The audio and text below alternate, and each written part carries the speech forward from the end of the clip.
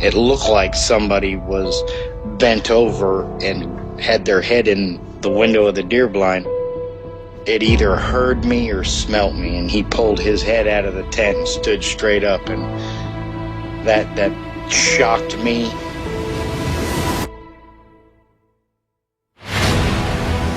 They don't make people that big. The way it moved, almost as if it was gliding across the beach. I've never seen anything move like that in my life. They were screaming at each other in gibberish. It sounded like a language, and they were chuntering away back and forwards, back and forwards, back and forwards. I know what a bear looks like, and there is no way on this planet that what I saw were bears.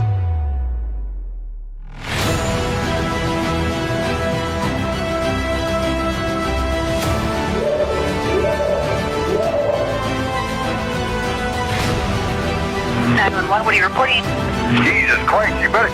Sheriff? Gio! Hello? Get somebody out here.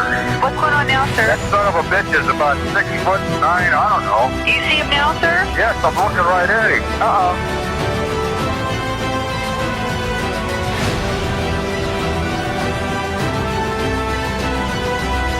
This is Ricky Harold, and you are listening to Sasquatch Chronicles.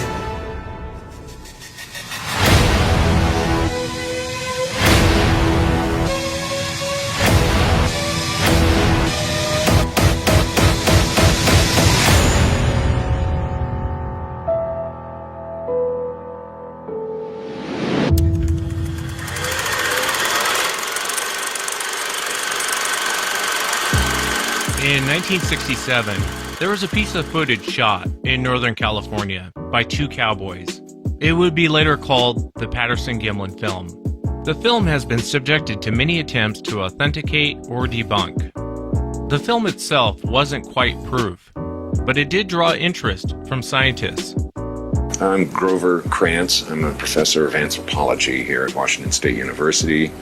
I teach courses in dealing with physical anthropology, introduction to the subject, human evolution, human races, the human skeleton, and sometimes seminars on advanced subjects.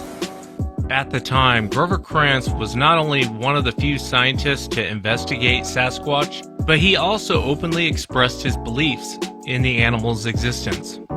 Well, I'm satisfied that this Bigfoot thing exists. Trying to make the case or argue for it on the present evidence is largely futile, but I'd like as much as possible to let the word out as to what I found out and what I'm doing. This interview was done 28 years ago.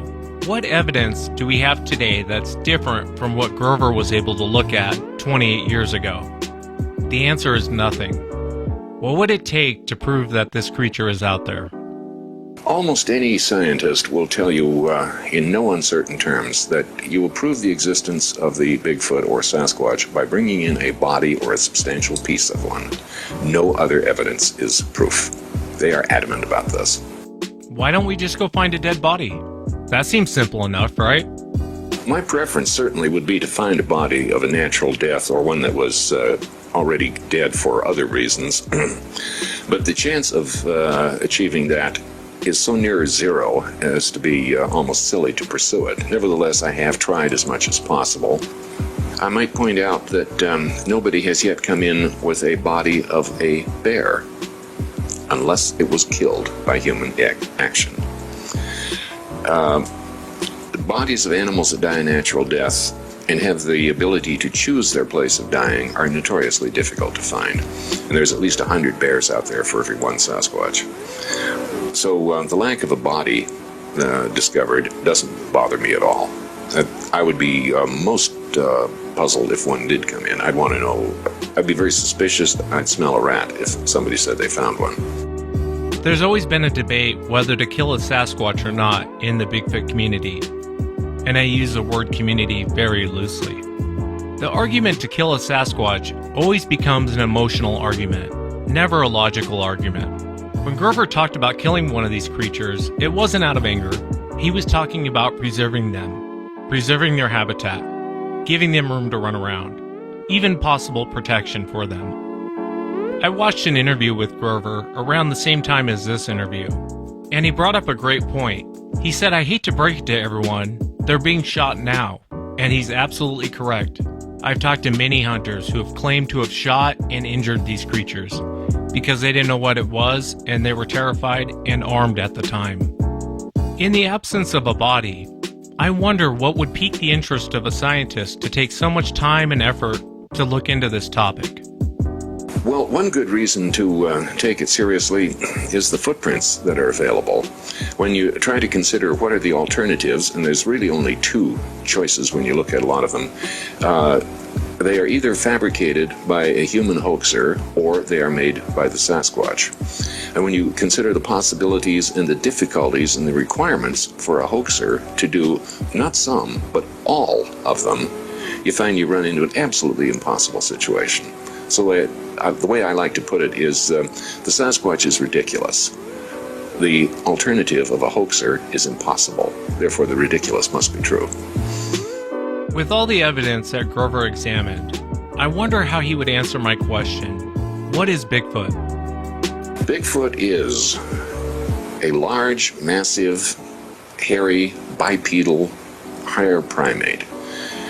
You could describe it as a gigantic man covered with hair and being rather stupid, or an oversized, upright, walking gorilla. And we're talking body sizes of 6.5 to 8 feet tall, body weights 500 to 800 pounds, covered with hair, incredibly strong, ape-like faces, arms a little bit longer than usual, no constriction at the neck. You got a fair description. Definitely a fair description.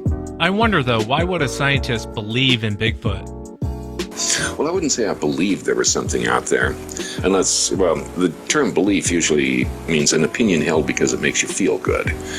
The first time I ever heard of these things, I think I was about 16 years old. Oh, I believed them instantly. But did I think they were real? No way. I was here at Washington State University for about 2 years before I finally got hold of some direct information, and that amounted to a pair of footprints. I saw some in the wild, and I got the casts and analyzed them, and the right and left foot were quite unlike each other. They weren't mirror images.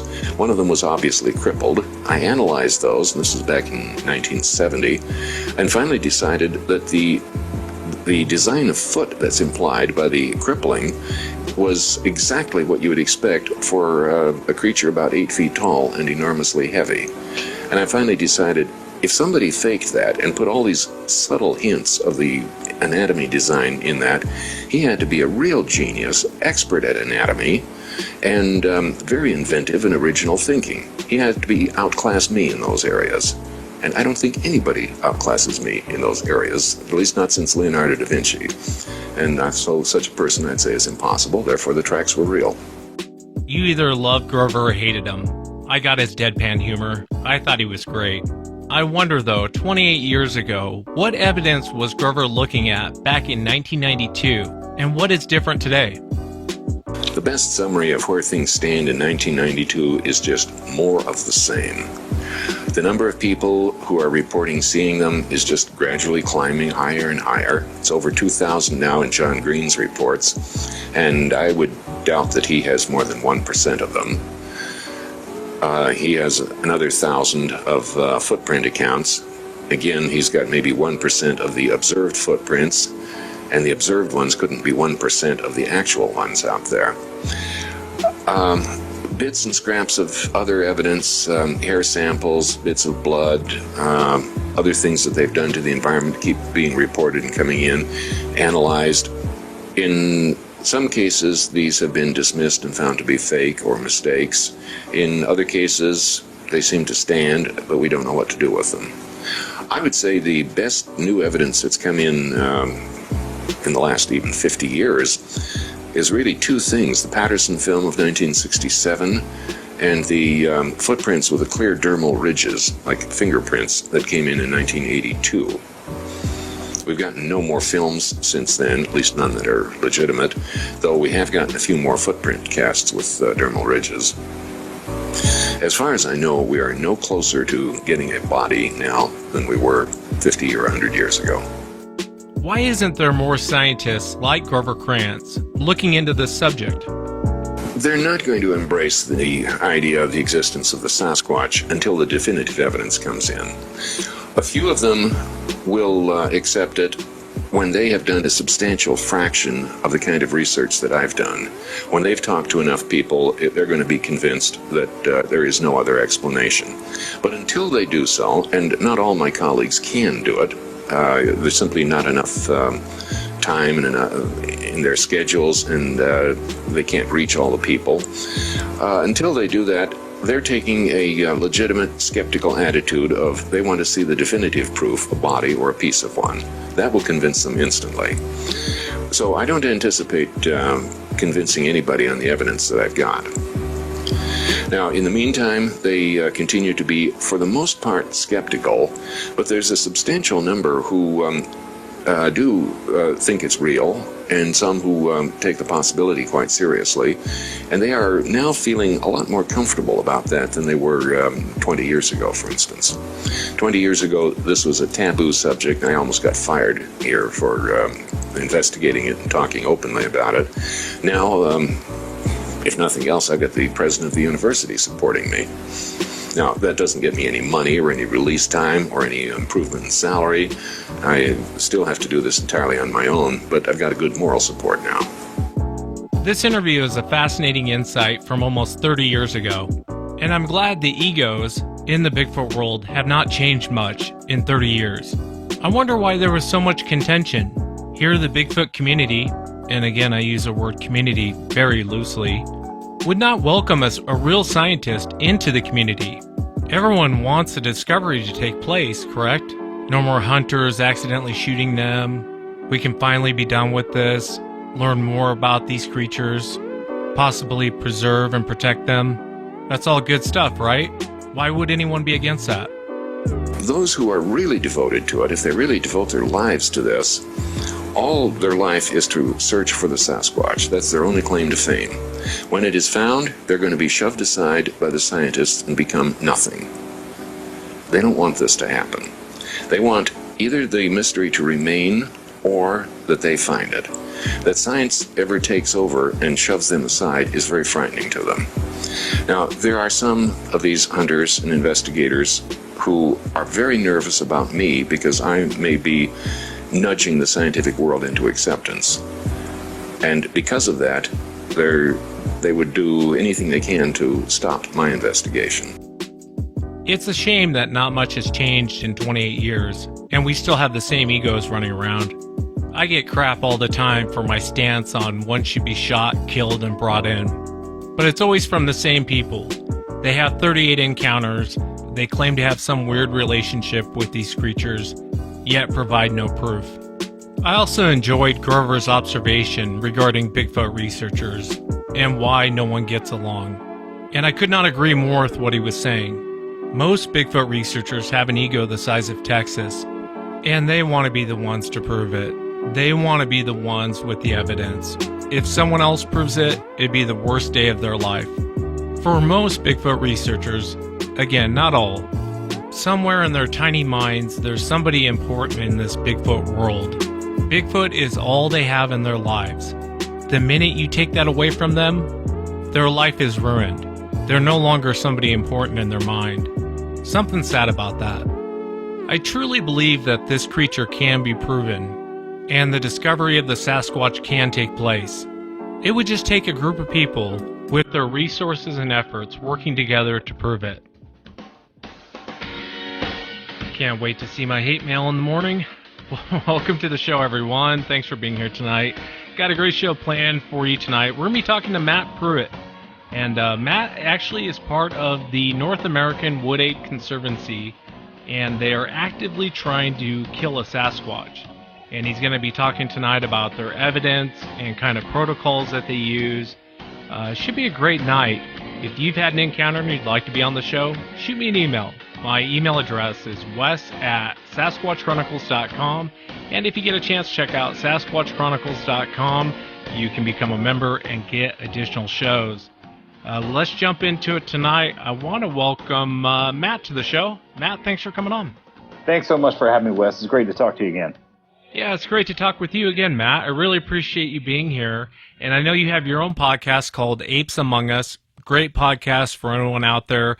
Whatever you listen to Sasquatch Chronicles on, definitely go check out Apes Among Us with Matt. And Matt, I know you're part of the North American Wood Ape Conservancy Group, and you guys are actively trying to kill a Sasquatch. Let me ask you, how did you get involved with that group?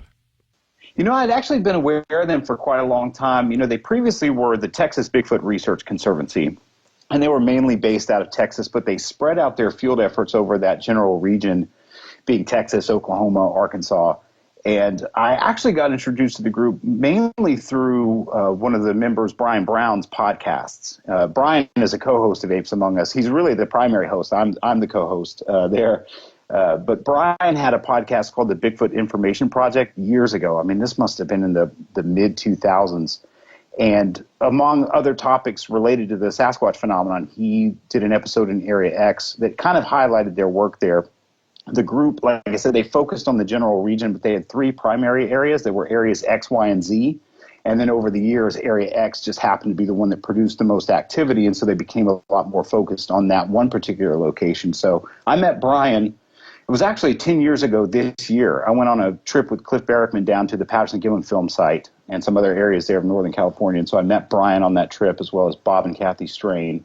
And so I always had an interest in what they were doing, but I was with the BFRO for a long time, for about 7 years, and I resigned from that group in early 2014 and was kind of going back to just doing field research on my own, but really kept up with Brian's output related to that work, because he had another show, subsequently another podcast called The Bigfoot Show, and that was a fascinating dive into their work because in a way, like for me, Brian's kind of like the John Green of the digital age, because he was reporting on all these various Sasquatch-related things, but he had this kind of singular narrative voice that guided you through those experiences. And then when he became more heavily involved with the group and had his own experiences and a sighting in Area X, you're kind of like listening to it and going on that journey with him. And so I found that to be really compelling. So after a few years, I finally decided to apply for membership. You know, I'd kind of written off the whole group dynamic of being in an organization and felt like I would be happier kind of alone in this vacuum or with my small circle of friends. But I'm really glad I did, because it's a really inspiring group. I think what they've accomplished is incredible. And, you know, I've got a very strong familiarity with the history of Bigfoot research, and I've known a lot of the major players and been involved in the periphery of some of those projects. And I can absolutely say, honestly, that I think what the NAWC is doing constitutes the strongest effort that's ever been made in the history of this subject to prove and demonstrate that these animals do exist, and then to hopefully enact upon discovery and recognition some kind of, you know, conservation. That's the main focus of the group. So I'm constantly humbled and inspired by them. I'm the low guy on the totem pole in that group for sure. Yeah, I was a big fan of the Bigfoot Information Project, that podcast that Brian Brown put together. I thought it was one of the most brilliant podcasts I'd heard in a long time. And they also did that second one, the Bigfoot Show. It was Brian and it was Scott, correct? Scott Harriet and Paul Vella and Sam Rich, who's another Georgia native. He grew up. It's funny, Sam and I both grew up in the same general area of North Georgia. But yeah, the Bigfoot Show was great. And you probably heard that same transition where it was kind of topical and a discussion just about the subject in general. And then once Brian got really involved in Area X, then it really shifted into like he was kind of opening the doors on letting the public in to see what this group was doing. And man, those were really, really compelling episodes. We actually just re-released one of those in December. We had planned to take December off because our podcast, Apes Among Us, that Brian hosts with me and Brandon Lentz, the other co-host, we were going to take December off. And I said, let's re-release one of those Bigfoot shows, because I was just so enamored with those, the production and the narrative and everything. So listeners, if they check out Apes Among Us, can hear one of those there as well.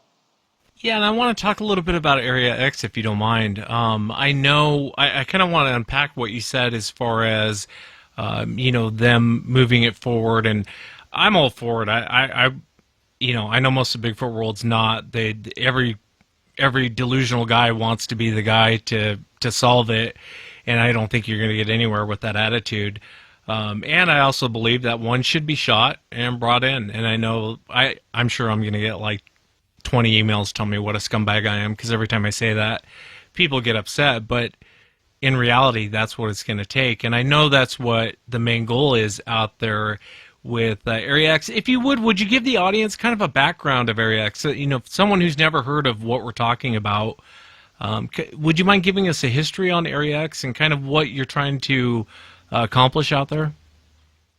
Certainly. Well, it's I guess you could define that as like a small region within the greater Ouachita Mountain ecoregion, which the Ouachitas comprise what's part of the U.S. interior highlands, kind of these several mountain ranges being the Ouachitas and the Ozarks there, that are separated by a fairly large valley. But the Ouachitas extend between Oklahoma and Arkansas, and that region has a long history of observation and encounter reports with Sasquatches, going back as far back as you can look in print media or recorded history there. So I think there had been multiple efforts, at least of individuals collecting reports from that particular region. And so the Texas Bigfoot Research Conservancy made some contacts there. Primarily our director emeritus, Alton Higgins, who is based in Oklahoma City, was making trips out there and then got access to this particular valley and some private land there and found tracks, very compelling, large, typical Sasquatch tracks. And so there were some group efforts there that occurred in the early 2000s.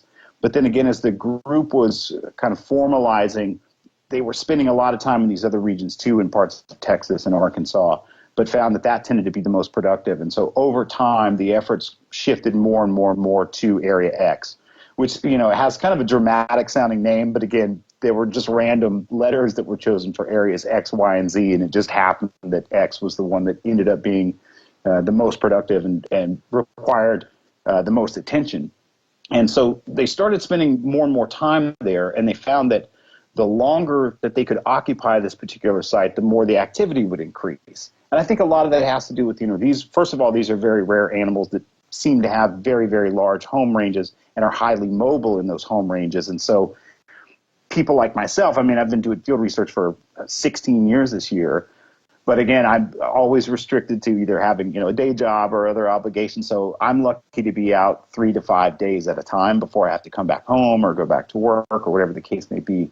And I think that these animals can tolerate that kind of, human intrusion, whereas, people can insert themselves into a wilderness area for a few days and they think, not much is happening. Maybe I'm in the wrong place, et cetera.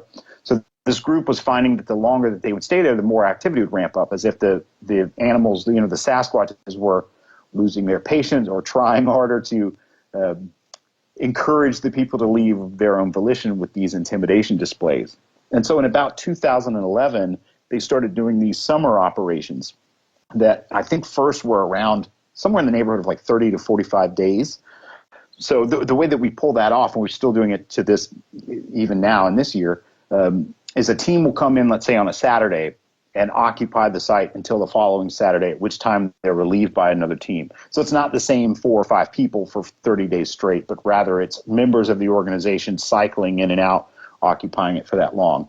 So the first year produced this tremendous amount of activity, and that also produced the first visual observations, because they had heard sounds in there and had found, again, tracks and had like indications that these things were around, but it really ramped up during these prolonged field observational field studies. And so that's just extended year after year. And in fact, this year the plan is 15 weeks. Obviously with the current pandemic situation, that's a little bit up in the air in terms of, how can we logistically pull this off. Stay 6 feet apart, you'll be okay. Exactly. And we're in small groups anyway. Our teams are usually like 4 to 6 individuals at a time. So it's not like there's a large congregation down there at any one time.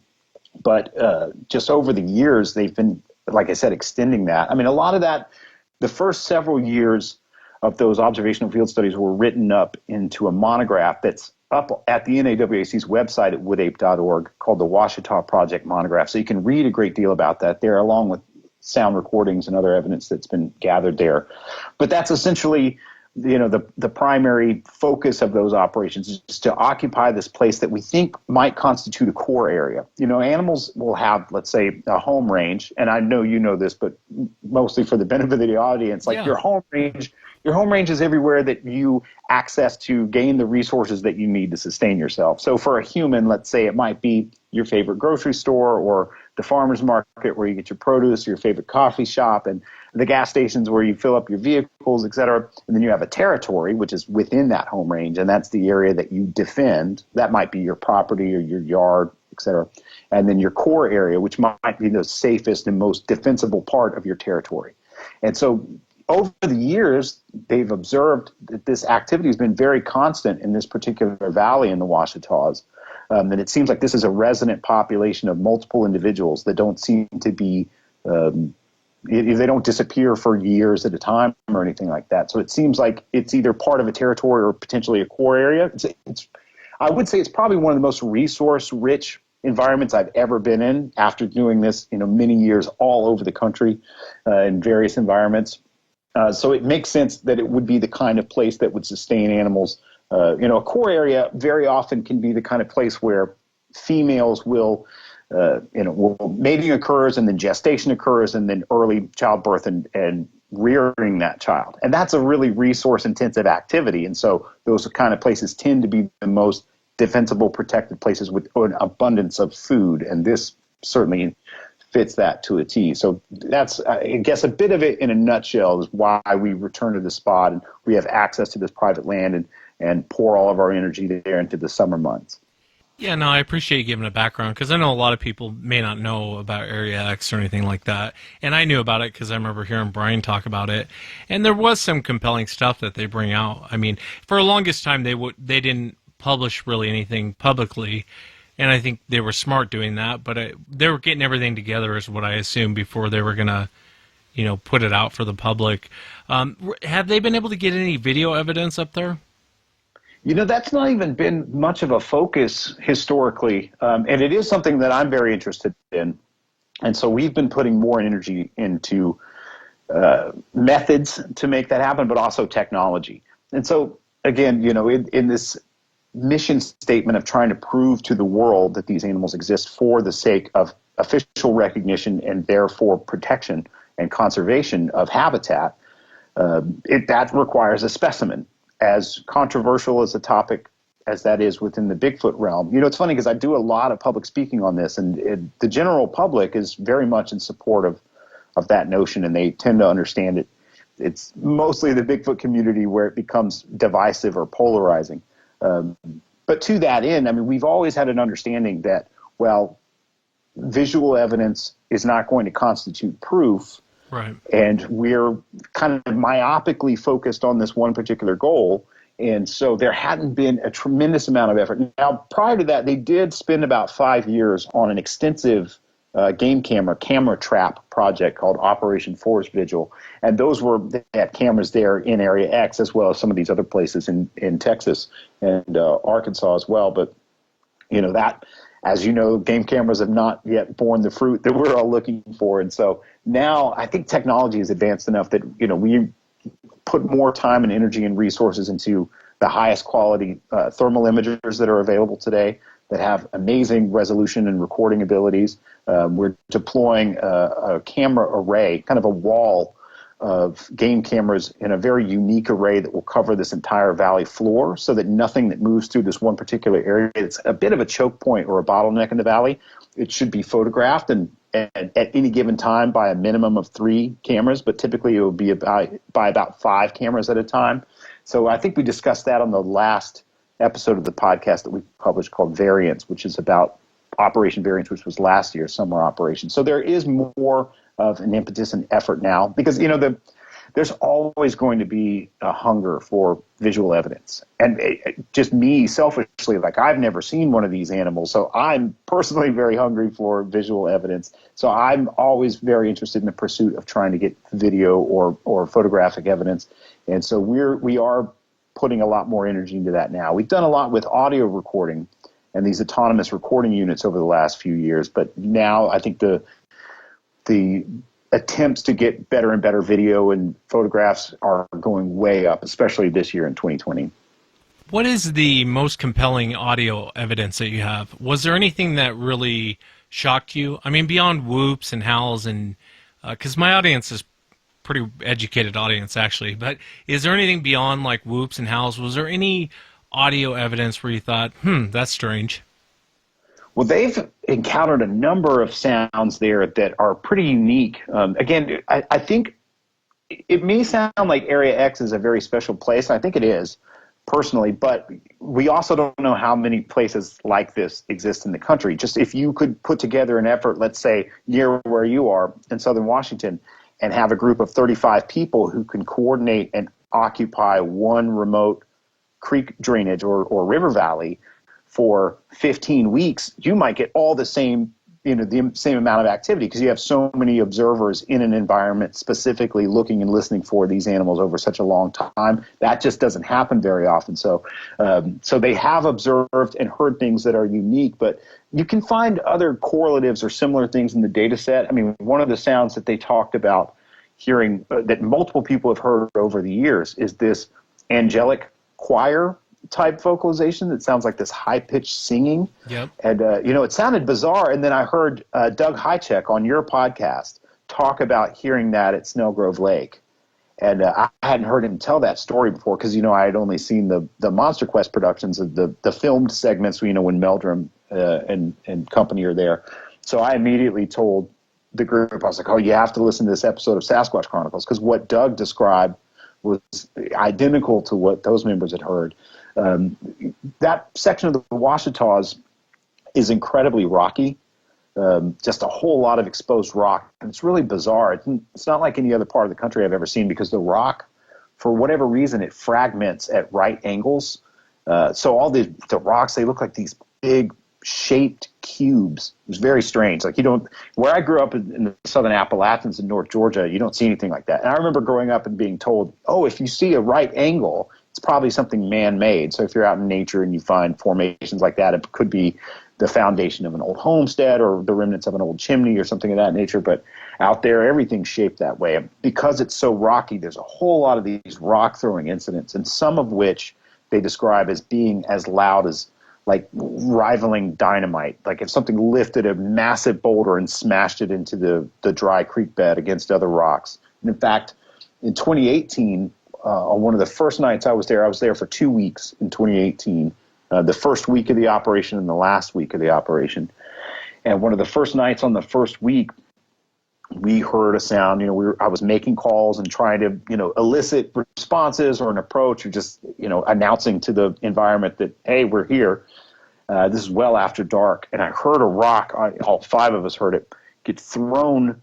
Essentially, it went what would be upstream, but a lot of these creek channels stay dry for most of the year unless there's a heavy rain. So it was in a section of the dry creek bed. And I heard this rock that sounded like it was the size of like a big laundry hamper or something. And it crashed, and then it went upstream laterally for what sounded like, 20, 30 yards. Just bam, bam, bam, bam, bam, bam, bam. Like you were throwing a bowling ball up a lane. And that was incredibly impressive, And we do have release a lot of sound recordings. So there's a lot on our website, but there's one particular episode of the podcast that's called Soundscape X that is kind of the highlights of some of the most compelling sounds that we've recorded. We have these autonomous recording units that are out in the environment. They record all summer long and sometimes longer. So I think the most at a given time they will record is anywhere from like 4.5 to 5.5 months. And so we partner with Dr. Angelo Caparella, who's an amazing, I think he's retired now, he's a professor, but he actually has his students pour through some of this information because it's just so many days and hours of raw audio. It takes a lot of work to go through. So we actually have a couple of summers still to go through. So who knows, we might have more sounds. But I think if anyone wanted to hear those sounds, you could check them out at the website or on that episode of Apes Among Us called Soundscape X. Yeah, and for the audience, definitely check out Apes Among Us. Very cool podcast. I enjoyed the last one you did. What was the guy in South Africa? Gareth Patterson. Yeah, absolutely. Yeah, I really did enjoy that. If I thought it sucked, I would tell you I thought it sucked. But, and that is fascinating. You guys have actually heard this scene, that weird, I've had a few witnesses talk about that, and they're always ashamed to, or I don't know if ashame's the right word, but off the air, they'll be like, yeah, should I talk? I mean, it happened, but I don't know. It's just weird. I had one lady in Canada that heard the same thing that Doug talked about. And there's more to that encounter, but she heard that. Out of this area, have you guys had any what you would consider as aggression? There's certainly intimidation displays, and there have been bluff charges, very loud, menacing displays of branch breaking and thrashing and vegetation, tree pushing. And again, one particular bluff charge that comes to mind prior to me joining the group, but that happened in 2012. And then Brian, I think, talked about on the Bigfoot show because he was there on that particular team. But that happened to one individual who was in an observation post by himself during the day, hearing sounds around him that that sounded like mouth pops, kind of like I don't know if that translates through Skype or not, but like you would pop your mouth or pop your tongue, click your tongue. Yeah. So I was hearing these sounds from multiple points around him, and he thought, oh, that's pretty odd. I wonder if those are the apes, And so he made the sound back and got this pretty menacing growl. And then the thing actually charged him, and he saw it only briefly. And he fired what essentially was a warning shot, and the thing stopped its advance and turned and retreated. It shook him up pretty badly. But nothing in terms of, like a direct confrontation or anything that seemed – it tends to be like fairly typical great ape intimidation behavior, kind of – a lot of correlatives to what you see, gorillas do or chimps do in similar contexts or scenarios, et cetera. So, and again, I've been doing this for such a long time. I've probably interviewed over 1,500 witnesses myself and just haven't encountered that many. It's easy to interpret it as aggressive or confrontational, but as when you speak to witnesses, even still, so many of those testimonies, they involve, like the Sasquatch is still – it's being intimidating, but it's doing it from, behind dense vegetation or from behind big obstructions, almost like they're still afraid that you'll see them. They still do it from some point of safety, like big, hairy cowards, even though they're terrifying. But, they're not necessarily like stepping out in front of someone all the time and having like a direct face-to-face confrontation in that regard. And that certainly hasn't happened in Area X. Yeah, no, I agree with you. And I think a lot of their behavior is to get you to leave. I've often, I've changed my opinion a lot about these things over the years, and even after my encounter, I was terrified of them, and I wanted them all dead. But I think after a while, once you start to really talk to eyewitnesses, you start to kind of look into it. I honestly think a lot of their behavior, not always, because there is aggressive behaviors.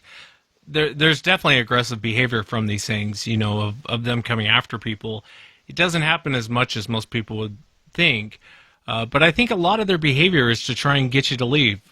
Oh, absolutely. Yeah, I mean, it seems like that is the imperative, is to have humans vacate the area of their own volition and to hopefully do so without being seen. And, that's what happened to me in my first encounter, and that compelled me to look into other people's experiences. And so you see that time and time again. And I personally think that has a lot to do with resources, because you'll see, this 99% of these encounter stories are like, they're spontaneous, and the person sees the Sasquatch and the Sasquatch sees the person, and they both go in opposite directions as quickly as they can. That's the bulk of the spontaneous on foot encounters. And then you have this subset where they are being intimidating. So it is, again, I don't want to call it confrontational. I guess it is to some degree, but it's not like directly confrontational, but they're willing to betray their presence with the use of sound and vocalizing or thrashing brush. And it seems like one of the paths that I went on in this, journey of trying to study these things or research the subject has been seeing the commonalities in the contexts of when they display those behaviors. Because I think that's a big key. I mean, for me personally, like, I want them to display those behaviors. And so I think that there is a bit of a trick to getting them to do that. Obviously, it requires still a bit of luck because you got to be in the right place and within their range, et cetera. But it seems like there's something about the environment in those times that they are not willing to cede it to the humans. They're not willing to, leave and go into the next drainage or into the next basin or the next valley, that they decide we need to maintain control of this place and therefore you need to leave. And seeing those commonalities between all of those reports, you'll find that they're in environmentally very similar contexts. And I think it has a lot to do with resources, food resources particularly, and typically with mammalian prey like deer, elk, wild hogs, etc. Yeah, you're right.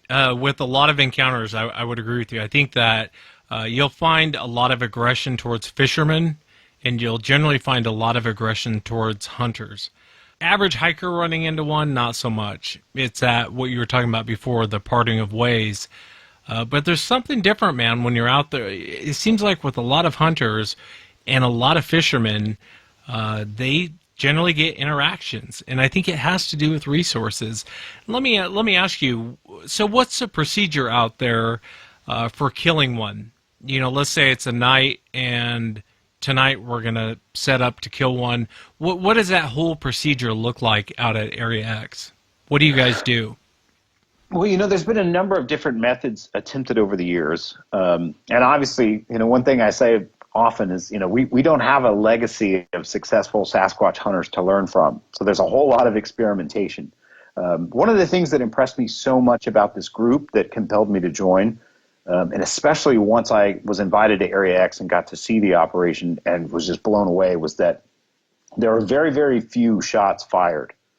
There's been many, many more opportunities to take shots where shots were not fired than there have actually been shots fired. So first of all, within the group, there's only a small handful of people who are authorized to carry long guns and to be in a position to be a collector or to take a collection opportunity or try to collect a specimen. So we're not all carrying, like, for example, I'm not. I carry a sidearm for protection, but, I'm not carrying a long gun. I'm not an approved shooter. That's not my role in this particular group. So I know that there might be some public perception that everyone's walking around with firearms, but it couldn't be farther from the truth, which is, again, I wouldn't be down there. I value my life a little too much to be down there if that were the case.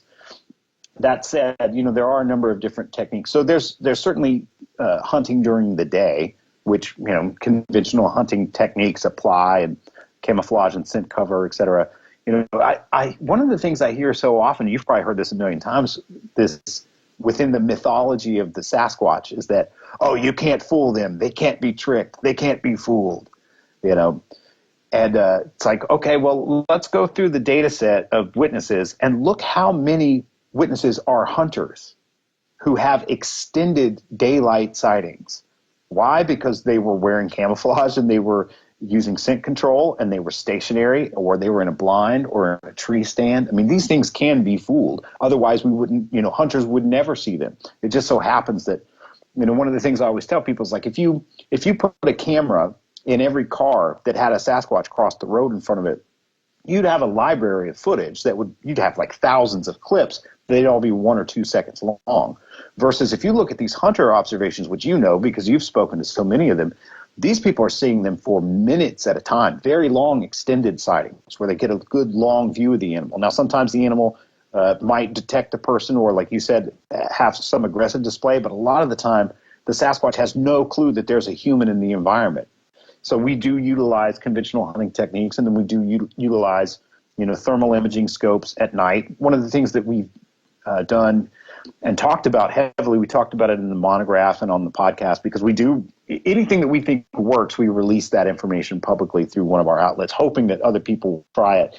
Even trying to collect one, whatever will allow you to have a shot opportunity will also allow you to have the opportunity to film or photograph one. So all the same things can apply, even if you are someone who's just trying to have a visual or trying to get footage. But one of the things that the group had found, and I wish I had known, I didn't know this when I had a full-time project and several thermal imagers. I didn't know this at the time, but thin black plastic, like the plastic of a trash bag, or we use this plastic that's a millimeter thick for holding mulch. I guess it's kind of like a landscaping product. But a thermal imager will see through that like it's not there. So we've built structures and blinds and almost like faux tents out of that stuff. So it looks like this huge black tent And when you're inside of it at night, I mean, you can't see your hand in front of your face because there's no light. But with the thermal imager, you have this perfect 360-degree view around you. You can see everything as if the plastic wasn't even there. So we use that as a sort of night blind with the thermal imaging optics. And there have been visual contacts obtained that way. And even last year we had visuals using similar methods. So one of the things I'm so, I guess, optimistic about this year is that all the new thermal imagers that we have these massive onboard hard drives. They're incredibly high resolution, and they'll record with the click of a button. Whereas the thermal scopes that we had for hunting previously they weren't record. I mean, they were just older AT and Thor units that didn't record. So now, even if we have a visual observation that doesn't result in a shot opportunity, we should at least have a video clip that we could share, with the public. Smart. Yeah. But so, yeah, that's, day hunting divided with, if there is any hunting at night, it's under extremely strict protocols. I'm typically using that method because obviously safety is paramount. We've never had anyone be hurt down there, and I'm the field team's manager now, so I'm kind of in charge of that, and safety is extremely important to me. And again, I wouldn't risk my own safety down there if I didn't trust those guys with my life. So, and I literally do.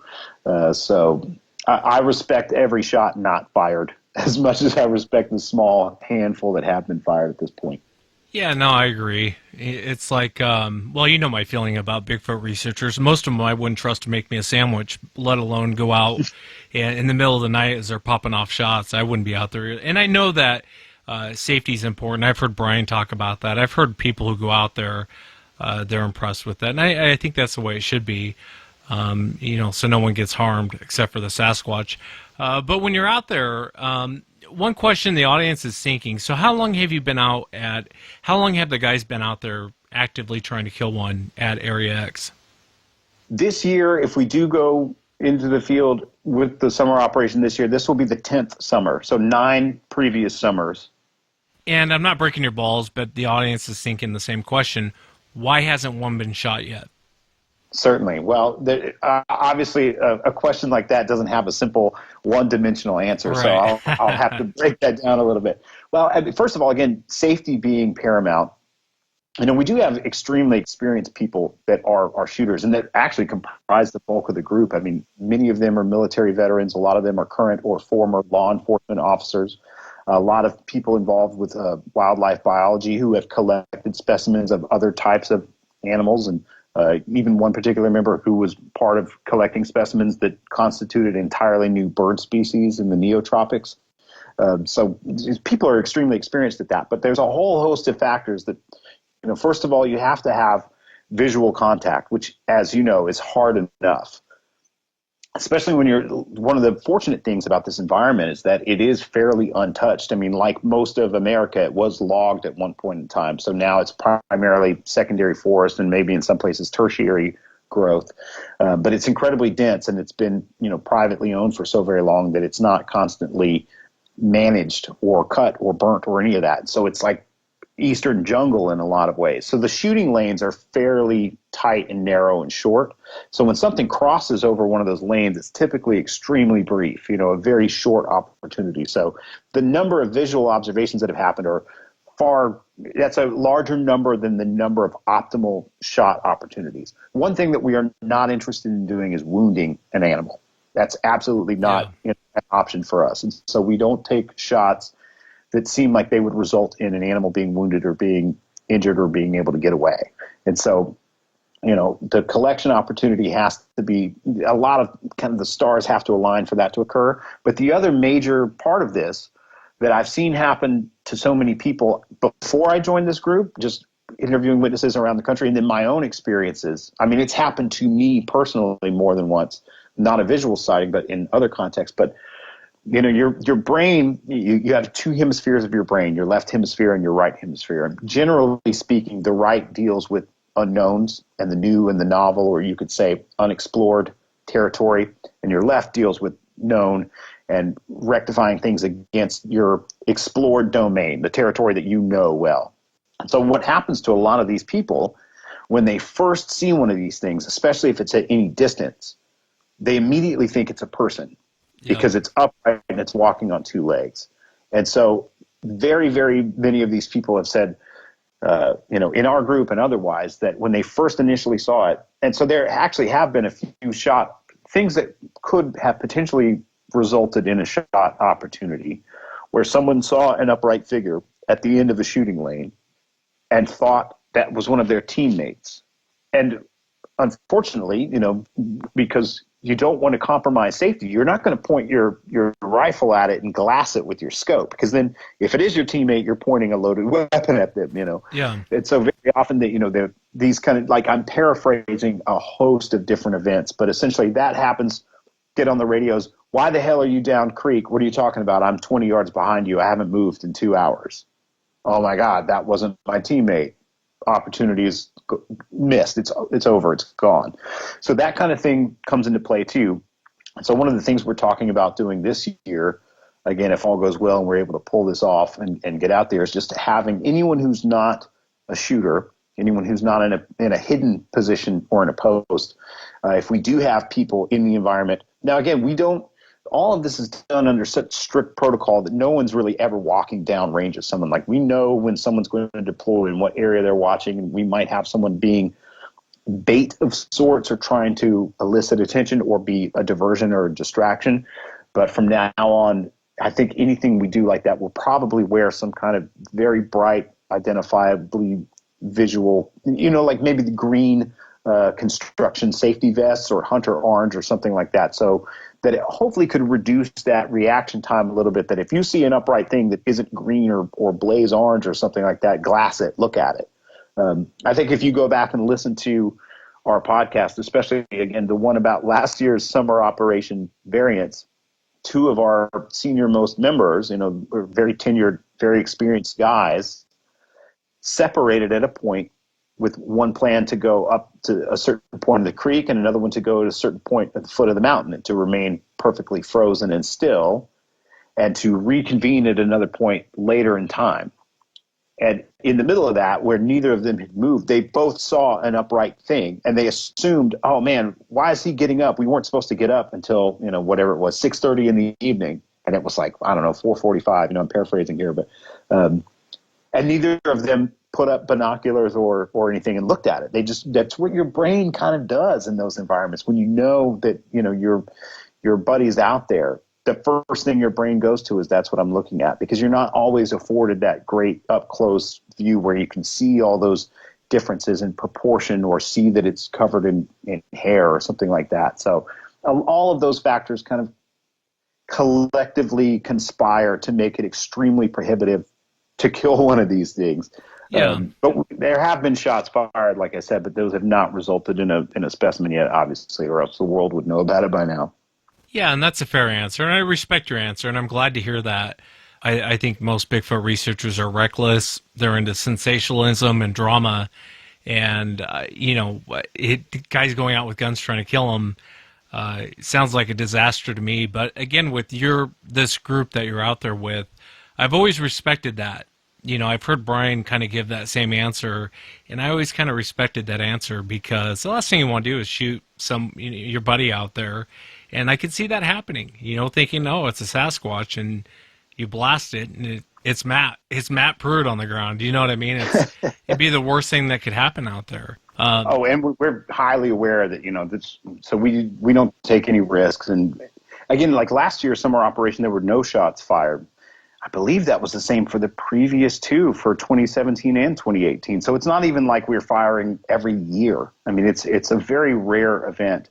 And so, again, there is now a lot more of an impetus on also, we purchased an incredible thermal drone. So it has a thermal pod and also like a really powerful optical zoom camera pod on it. So we'll be deploying that. So the focus is on other avenues too. So like I said, there's other types of DNA that we could collect, including eDNA.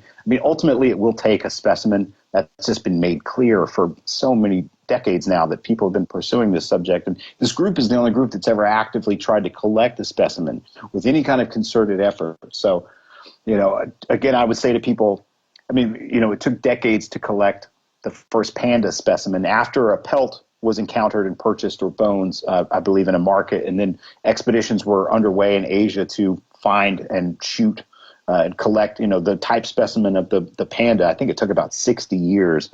And again, we just don't have a legacy of Sasquatch hunters to learn from. I mean, nobody's done this the right way. It's a constant combination of figuring out what seems to have worked for others in the past, other researchers that have led them to have some degree of success and repeatability. And so you build this structure of tradition, so to speak, of the knowledge that's come before, or what's worked for us in the past, and you're building upon that, but you're also trying to revivify it every year with brand new ideas and entirely new methods and just thinking outside of the box. And there's got to be some balance between those two, so you're not just throwing away the past and starting from scratch every year, but at the same time you're not, clearly what we're doing isn't 100% effective, or else it would have happened by now. So we're constantly trying to upgrade those things and bring in new information and new blood and new ideas. So eventually I think we'll strike the right balance. And then obviously, as you know, there's always a bit of luck that you have to have with these things. So yeah, you just have luck. Yeah. Yeah, it is, man. It's I wish you guys luck out there. It would be the greatest day of my life if you guys shot one. Can you speak to the fact, let's say tonight you guys are out there and you shoot one and it drops. Now what? Now what do you do? Yeah, there's constant talk about that. And, a lot of that has to do with documentation, and, thorough documentation. And then obviously procuring the specimen and securing it in a way that it can be studied quickly. And then, assembling the right team of people to study that, which again, it would probably take, I would imagine a specimen of an animal like that could be studied for years, by a host of different specialists. As you know, like most academics or scientists, they're specialists. And so you might have a specialist who is solely focused on dentition, who only looks at teeth and tooth morphology and how they process food. And then you have someone whose specialty might be, in locomotion. And so they're looking at how all of these muscle groups work together to propel the animal, et cetera. So I think it will be a long time coming before we fully understand it. But yeah, the plan would be to secure the specimen, to document it to the nth degree, and to try to publish something quickly to establish that they exist. And so, the overarching goal is to have them officially recognized so that habitat is protected. Now, I personally don't think that these are endangered animals. I think there's a lot of them, and that they have I think they have a large distribution. And from my personal experience, I think they're at least in the Appalachians and the Ozarks and the Ouachitas and the Rockies and the Pacific Northwest, like the Sierras, the Cascades, the Olympic Mountains, et cetera. They might be many other places too, but at least in these places that produce the bulk of the reports. I think the only threat they face is habitat loss or degradation or fragmentation or alteration. I don't think that clearly they're not in any direct threat of humans hunting them or pursuing them, or this would have happened 200 years ago. But certainly they would face the dangers that any animal face in a habitat that's being altered or destroyed. And so one of the debates that I understand, people have this emotional commitment to a position that one should not be killed, because that's a concern for the individual, and I can respect that. But I think, if you have a concern, let's say, for white-tailed deer, you understand that the money and the conservation and all the effort that goes into protecting that species, into learning about that species, comes from hunters. Not that, clearly whitetails don't need protection because they're prolific, but that being said, collecting one of these animals to be studied so that their habitat requirements can be understood and therefore protected is necessary. And unfortunately, it just won't happen via any other means. Now, we could collect a specimen in a host of different ways. I think we would all be very happy and very relieved if someone else shot one first, or if someone else hit and killed one with, a semi-truck or a logging truck, or if somebody, found the remains of one naturally deceased, because then we would shift into the latter part of our mission, which is conservation. But, we intend to continue trying to get footage and better video. And even once we collect one, we're not done. We put the guns down and pick up more cameras and solely focus on trying to document behaviors. But, in a nutshell, there are qualified scientists who should be doing this work. And the problem with this subject is that when it was first brought to the attention of the American or North American public, U.S. and Canada, there was no place to fit this in our understanding of evolutionary biology and human evolution. So we were in the dark ages of understanding apes. We were in the dark ages of understanding our ancestors and other bipedal hominoids that walked the planet. So the visceral reaction at that time was like, oh, well, this can't exist. There's no way this can be real. So it's not real. It can't exist, therefore it doesn't exist. Therefore, anyone who claims to have seen one is either crazy or they're lying. And that just stuck. And so for years, that's created this taboo that qualified scientists, for the most part, have refused to look at it. And then that creates this void, and the void gets filled by amateurs. And again, I'm definitely an amateur. I'm not a scientist. I don't have a degree. But, there's other amateurs that are more enthusiastic and maybe a little bit more, let's say, I'm trying not to use a pejorative or a derogatory word, but there's people that make outrageous claims. Cuckoo for Cocoa Puffs. Subject. And that drives these qualified scientists even further away. And so I think the point is that we need these people to be involved in order to understand these animals and figure out what they are, where they came from, what their habitat requirements are. And the only way that those people will get involved is if a specimen is produced. And that's the challenge. I agree with you 100%. 100% with what you're saying. I agree. One of the questions I want to ask you, and you may not be able to answer this, you may not be a part of it. So you shoot one, and these things are huge. What do? Cut it up? Start cutting body parts off and take it out that way? Do you guys have a helicopter on standby to airlift it out? Those are the questions, because, it's easy to pull a trigger, but now what? And then do you send it off to scientists? I mean, what's kind of and again, if you say, hey, I'm not really a part of that, I'll accept that as your answer, but what's kind of the process of, now we've pulled the trigger, now one's dead, now what do? I would call my attorney, but I'm not a part of Area X. Well, what's kind of the procedure that you guys would do out there? Well, it is a constant discussion, and it is always being updated, and the plans and the protocols are being thought through. And in fact, as part of this new infusion of membership that we have a PhD molecular biologist who works with samples, biological samples, et cetera. And we've got another geneticist in the group, and we've got trauma surgeons, and again, wildlife biologists who have identified new species through specimen collection. So we've got a lot of informed input. But yeah, I mean, there are a host of challenges, like you mentioned. I mean, you're talking about a very large animal. Now, again, a type specimen could literally be a finger.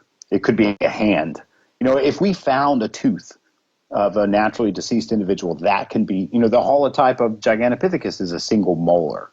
So you could establish the existence of a new species with just a piece of it.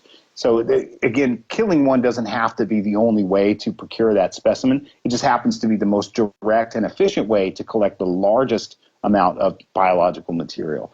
But that being said, it would just depend on the circumstances. If it's able to be moved and can be recovered intact. I mean, with any luck, and I hope listeners understand this, we care about these animals. We want to see them listed and recognized and protected across the country, and then hopefully that will enact action in these other places where I think these animals or their closest relatives live, like obviously Canada, because that's North America, but parts of Asia and Australia. Hopefully this will be the one and only specimen that's ever collected. And so, of course, we want to do everything in our power to preserve it as intactly as possible. I mean, I hope the thing ends up in some museum for the world to see, and that a second one never has to be collected. I think once you collect the specimen and you can sequence that genome, you will be able to detect other populations via eDNA or some other methods where you sample the environments that they live in. I don't think you'll have to collect multiple animals. And again, to the point of the kill, no kill debate, I mean, if you're familiar with the history of this subject and some of the claims, I mean, if you believe these claims made by some credible people and investigated by very credible researchers, you'll find that people have shot these things many times over the last 100+ years, 150 years, and maybe many of those have died. And, maybe those things will continue to happen. I mean, again, there was the one popular story about almost 10 years ago of the guy who claims he shot 2 in Northern California. I don't know him. I have friends who worked on that case, and so I'm not making any claims to the veracity or the illegitimacy of that case. I'm just saying, as a story, a narrative, I could see that happening where someone sees something and as a reaction, they take a shot, and then they feel some kind of fear or remorse or just confusion, and they leave. And those are the kind of stories that have proliferated the history of this subject. I'm not saying his is true or false. I'm making no such claim. I'm just saying, if you believe that these things are real, then you have to accept that that's probably happened many times. And that's all a result of them being unrecognized and that people not having any understanding about these things. And so once they are officially recognized and therefore protected, they'll probably never, ever happen again. And so if you really love these animals and you want to see them protected, then you have to take some action. Because, yeah, I try not to be hypercritical of the Bigfoot research community, but, going out at night and harassing them with their own sounds, whooping and knocking at them, basically encouraging them to modify their behavior as they figure out that humans are using their own sounds in these confrontational ways, like for your own jolly, so you can get scared in the dark and have fun. Like, if you think that's doing these animals any favors, you're absolutely wrong. So we've got to do something. Now, again, there's this argument that, well, what if they're so endangered that you kill one and it adversely affects the whole population? Well, if they're that endangered, it's too late anyway, and we need to throw everything we have at it. And on the flip side, people say, oh, well, they're doing just fine. There's so many of them. They don't need protection? Okay, great. If there's so many of them and they're doing just fine, what's the harm in collecting one particular animal? So there's a lot of different ways to look at it. I do understand the emotional reaction, but, it's unfortunately, it is an undeniable necessity, as one of our members put it. And there's none of us that are excited about it. And we have very, very heavy hearts about this. And I'm certainly extremely emotional, but it is a necessary step in this discovery process, unfortunately. You're 100% right, Matt. You're 100% right. And I've talked to people who've claimed to have shot them. And a lot of the people, I believe that they shot them. And most of it is injuring them. And so I think it's a little ignorant to take a stand on not shooting them, or not collecting one specimen, if you want to put it that way. I think it needs to be done. I think it absolutely has to be done. One question I want to ask you, have you guys ever had anything weird happen out there at Area X? Nothing weirder than, massive unrecognized apes, assaulting us with sounds or throwing stones or things like that, but nothing of the paranormal sort. And I have to say, too, I've been pursuing this for so long across the country. I've never had anything of that nature happen. I've heard stories, and so I know people do have experiences that are difficult to explain or hard to categorize. And so I know that there's this phenomenological element to all that, but it hasn't happened to me personally or any of us down there in Area X. I hear you. And the other question I want to ask you, you mentioned it earlier. I know you haven't had a sighting, but what was the moment where you thought, you know what, I'm going to spend some time looking into this? Was there an encounter, or did something happen to you to where it made you stop and go, there's something to this? There's something out there running around. Yeah, it was kind of a gradual process. I grew up in Northeast Georgia, very close to where Deliverance was filmed. That's typically like the cultural reference point for Northeast Georgia, so I go ahead and lead with that. So I grew up there in Deliverance country in the mountains, and I came from, a very analytically minded family. My dad's a doctor, my mom's a nurse, my brother's a EMT, my sister's a pharmacist, and so it was, not prone to any interest in the fringe or esoteric or anything like that early on. But I always loved animals and nature. I was obsessed with dinosaurs as a kid, so I was always reading lots of books about various critters. But as we got into high school, so it was the summer between my junior and senior years in high school. I played music. I had a band in high school that used to play clubs in Atlanta and Athens starting when I was 15 and 16 years old. As soon as I could drive, we were playing gigs in the city and stuff like that. And so our little group of friends were the brainy, nerdy, arty musician types. So we weren't deer hunters and football players for the most part. Yeah. So we had just these intellectual interests. And so one of the things we got interested in were these historical references where we grew up of strange things or haunted places. And there was one particular mountain that had all these stories of being haunted. So I remember during the school year, we would ask our teachers oh, have you ever heard of anywhere being haunted or anything weird happening, where we can go? And there were a lot of references to this one particular mountain. And the story went that there was this rich, I guess, farm, plantation, agricultural owner, magnate, who knows. So it's all a story, but it's like supposedly some rich guy had this home at the foot of the mountain. And so he had this Cherokee woman, because Cherokee were the predominant tribe of North Georgia. And this Cherokee woman was like his shaman, healer, magician, witch doctor, kind of all the above. And that she had a cabin up on this mountain, and that her ghost still roamed the mountain. And one of the things people said was that she could shapeshift into this huge, like, hair-covered thing that walked upright, like this big monster. So we heard all these stories. And so one night on a whim, it was totally unplanned, but we were, again, it was summertime. So it was between my junior and senior year. We were at my house and I was with some friends. And one of my friends had this camcorder that he had borrowed from his parents. And he would use it to, like, record our band practices and things like that.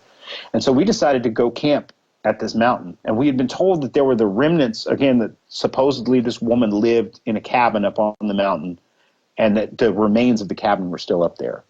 This is all now, it's not, there's no residences there, maybe around the foot of the mountain, but this is on public land or adjoining public land. It's kind of mixed public and private. But anyway, so we were like, oh, we should go camp at the foot of this mountain and then hike up there and try to find this cabin. We had no idea. We just knew it was on this particular mountain. So we went in 2 vehicles, set up 2 tents, and, none of us were drinking.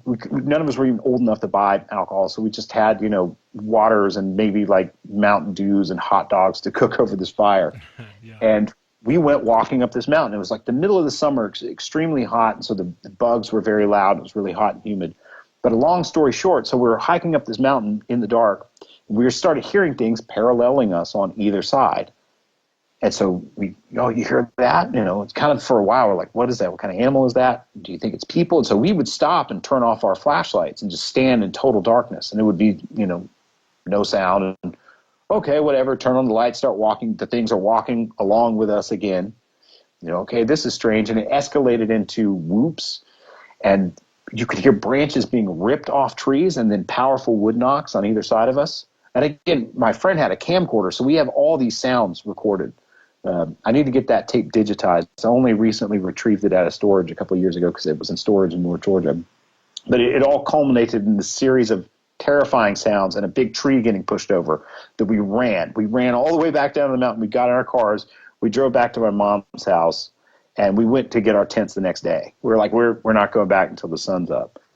And had no explanation, just thought, yeah, this is a weird place and weird things happen, because we knew it wasn't people. In fact, at one point we were like yelling, and none of us, I don't even think we had anything more than pocket knives. We certainly didn't have firearms, but we were yelling, saying, oh, we've got guns, we're going to shoot you, identify yourself, blah, blah, blah, that kind of thing. No responses, of course. And we knew that these things didn't have flashlights, whatever they were, and they weren't behaving like bear or deer or any of this. So it was just one of those weird experiences, and we went back. I can't tell you how many times I went back there in my teens and early 20s, and nothing ever happened again. So we just thought it's some quote-unquote supernatural, paranormal, strange, out-of-the-ordinary occurrence.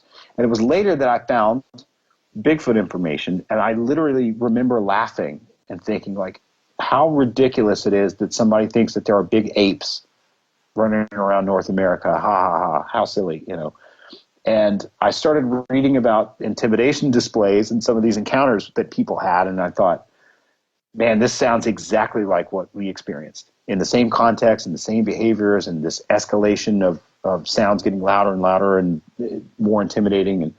And then when I found recordings like Ron Moorhead's, whoops and the knocks and some of the Ohio howls that Moneymaker had recorded, they were identical to what we had recorded on this tape. And so I wasn't having to just go off my own memory and try to like remember the sounds. Like I had this document to compare them against, and that really started to set the hook. And then I started trying to find local witnesses and doing historical research. So I found a lot of information pre-1900, old print media articles of people describing these things in North Georgia and the Southern Appalachians, and then local witnesses. So it was this gradual thing of, once I was introduced to the idea of Bigfoot and realized how similar that was to my experience, I was kind of trying to kick the legs out from under it. And the more I dug, kind of the deeper, as you know, the rabbit hole gets deeper. And eventually I got to a point where I'm like, these things are real. they are real, and I ran into them. And what am I going to do about it? And so I started going out, and I was looking for tracks, interviewing local witnesses. And then in about 2004, I really started going out heavily and trying to have a sighting and trying to elicit an encounter, and I'm still trying to have a sighting, but I've had a handful of encounters over the years. But that was essentially like the process that started the whole thing.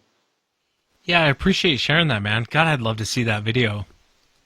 I've got it here. I need to get it's on a VHS-C tape. So I actually have the VHC to VHS adapter. I just need a VCR and like the coupling unit that goes the RCA out to like USB in, because I would love to digitize it and put it up on YouTube. One of the more compelling parts about it, because I've talked about this before, and a lot of my researcher friends have seen it. Like most of my friends in the Southeast have seen it. Like when I lived in Atlanta for a long time, when I was first doing field research, people would come over and see it. And then I was in Seattle for 3 years, and in Oklahoma for a while, and then South Carolina, and then back to Georgia. Now I've been in Tennessee this will be 6 years. So I've been done all over the country, been doing this, but I had a lot of that stuff in storage. But one of the most interesting parts because the camera had a halogen illuminator on it, just a little bulb, like the yellow, ugly, like a D-cell battery flashlight bulb, I remember him. Yep.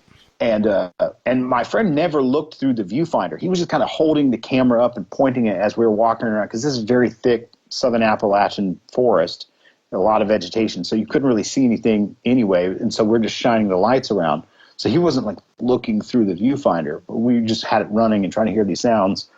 And at the point before the tree crashes, there's this big tree that goes pop, snap, and then kaboom, very close to us.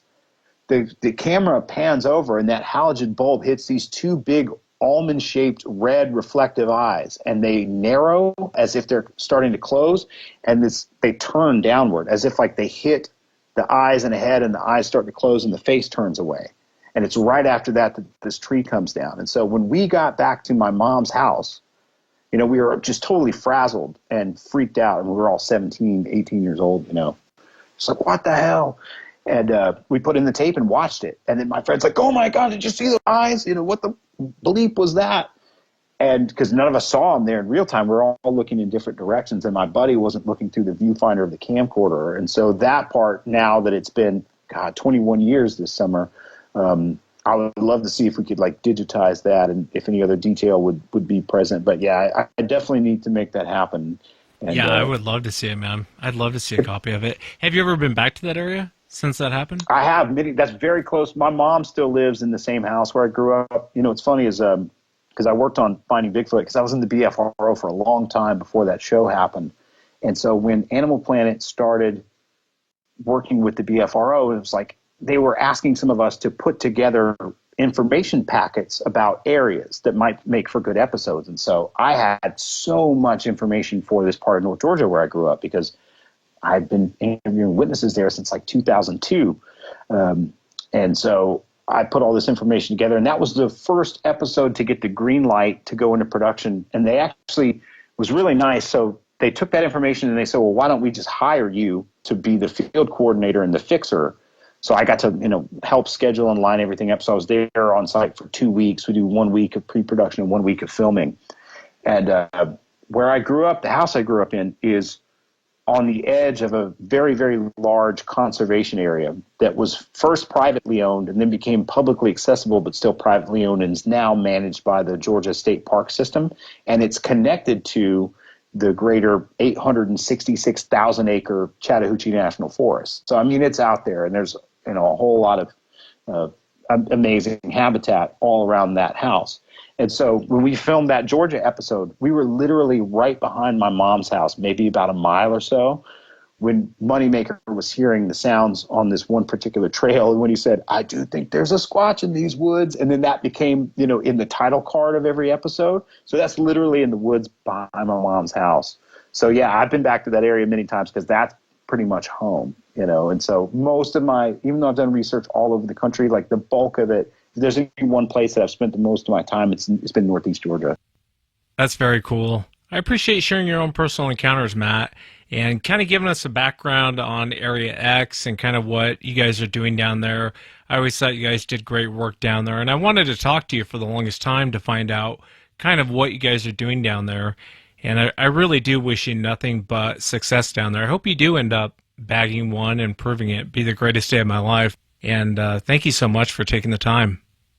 Well, I really appreciate you having me. And as you can tell, I'm passionate. I love to talk about the subject, so I'll talk all night if you let me. So just appreciate the opportunity to chat with you, and hope your audience enjoys it too. Yeah, and for the audience out there, definitely check out Apes Among Us, a podcast with Matt and Brian. And if you want to check out the North American Wood Ape Conservancy, go to woodape.org and check out some of the stuff they've posted. Matt, thanks again for coming on, man. Thank you so much, Wes. And that's it for tonight, everyone. Remember, if you've had an encounter, shoot me an email. My email address is wes@sasquatchchronicles.com. If you get a chance, check out sasquatchchronicles.com. You can become a member and get additional shows. Until next time, everyone.